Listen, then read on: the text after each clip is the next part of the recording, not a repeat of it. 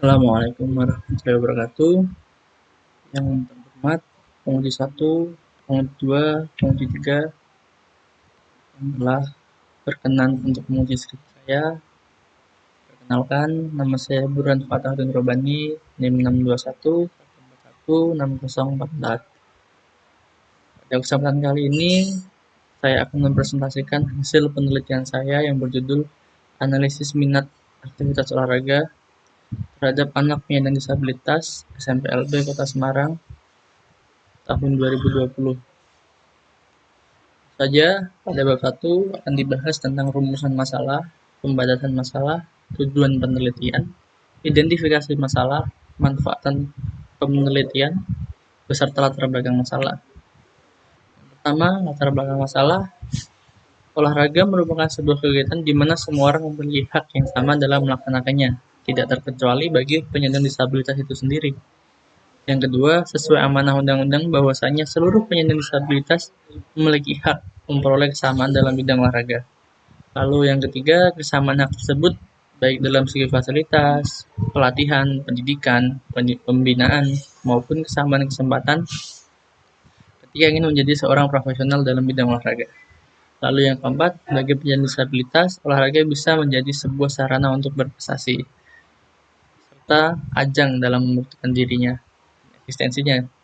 Lalu, akan tetapi, untuk melaksanakan perkembangan olahraga adaptif yang lebih jauh, perlu untuk mengetahui minat yang dimiliki oleh para penyandang disabilitas, serta faktor apa saja yang mempengaruhi secara signifikan dalam perkembangan minatnya.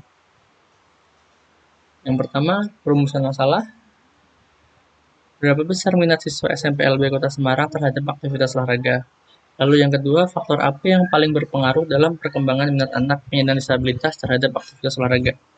Kemudian tujuan penelitian, untuk mengetahui berapa besar minat siswa SMPLB Kota Semarang pada aktivitas olahraga. Yang kedua, untuk mengetahui faktor apa yang paling berpengaruh dalam perkembangan minat anak penyandang disabilitas terhadap aktivitas olahraga. Lalu di bab 2 akan secara lebih jelas akan dibahas tentang definisi minat, fungsi minat, faktor apa yang paling mempengaruhi, kerangka teori, beserta pengertian anak penyandang disabilitas. Lalu kerangka teori sendiri, minat olahraga pada anak penyandang disabilitas memiliki dua faktor di dalamnya. Yang pertama motivasi dan keinginan, yang kedua sikap, yang ketiga perasaan senang. Lalu pada faktor ekstrinsik, yang pertama keluarga, sekolah, lingkungan, beserta teman sebaya.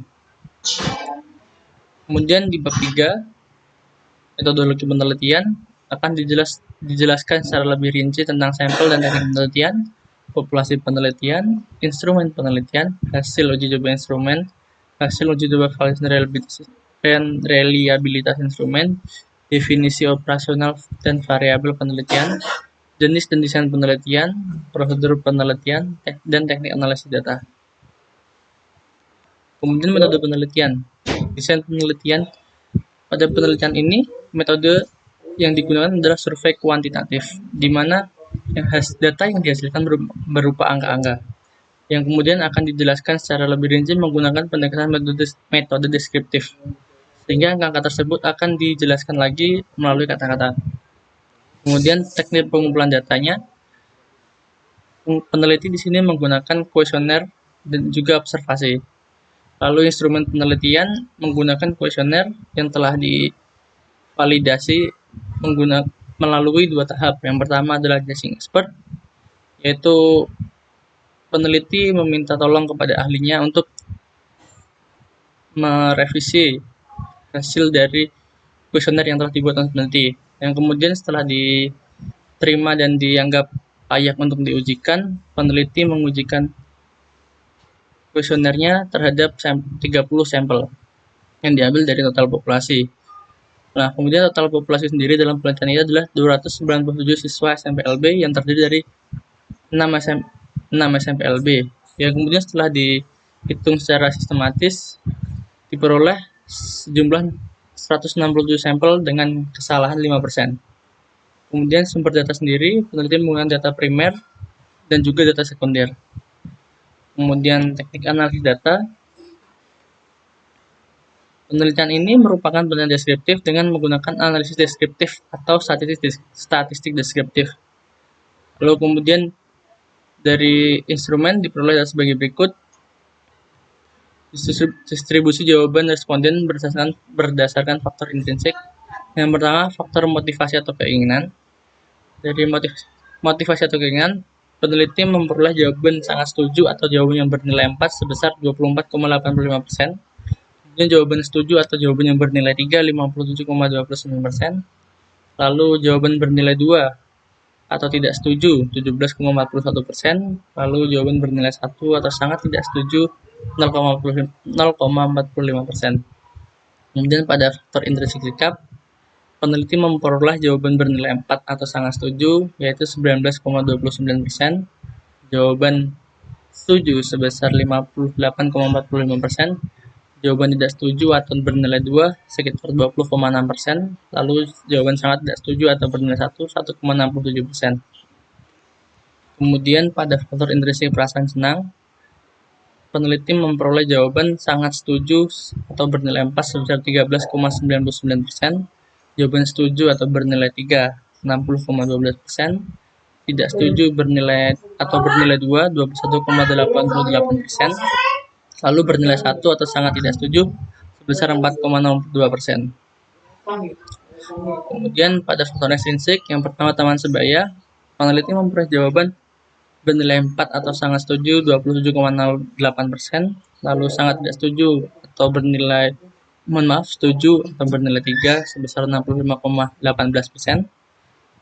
Kemudian tidak setuju atau bernilai 2 6,99% dan juga sangat tidak setuju atau bernilai 1 0,74%.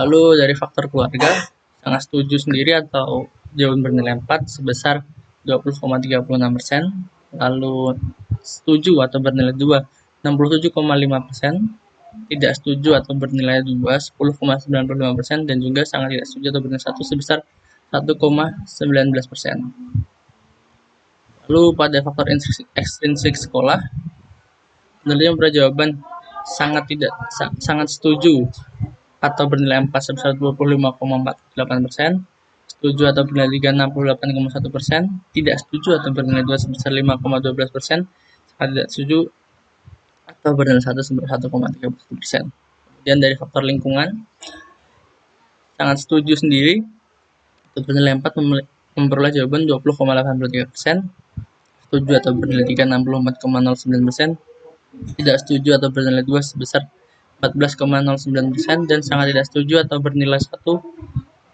0,99%. Kemudian lanjut kepada bab 5.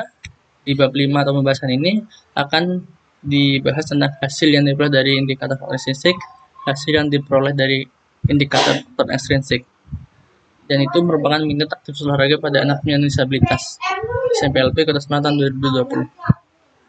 Kemudian pada jawaban resmi pada faktor intrinsik, motivasi memiliki jawaban terbanyak dengan jawaban setuju memiliki persentase 57,29%. Sikap memiliki pada faktor sikap memiliki persentase jawaban terbesar adalah setuju dengan sebesar 28,45%. Kemudian perasaan senang ketika melakukan aktivitas olahraga diperoleh hasil 60,12% jawaban setuju.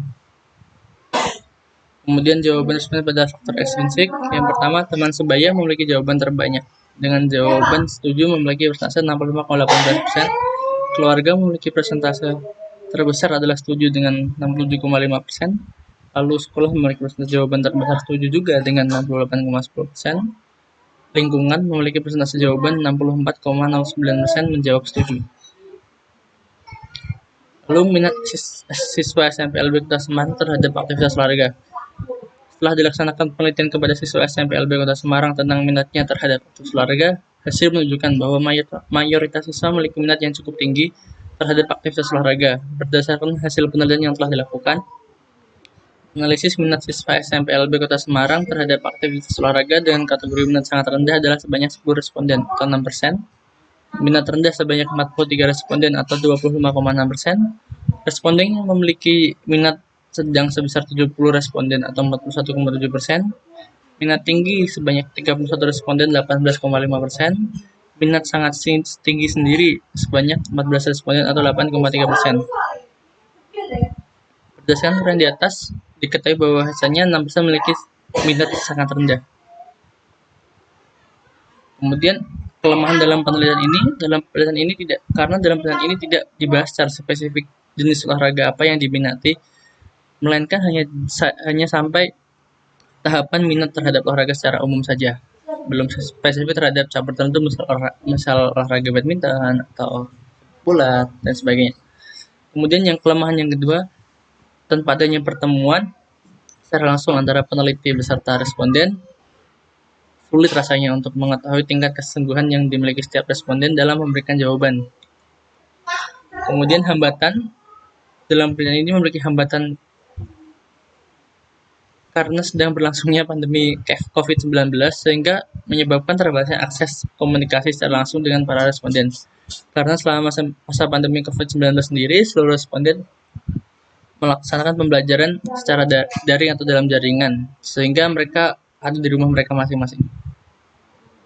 Kemudian kesimpulan dari total responden diperoleh dari siswa yang memiliki minat sangat tinggi adalah 14 responden atau dipresentasikan dari seluruh responden menjadi 8,3%.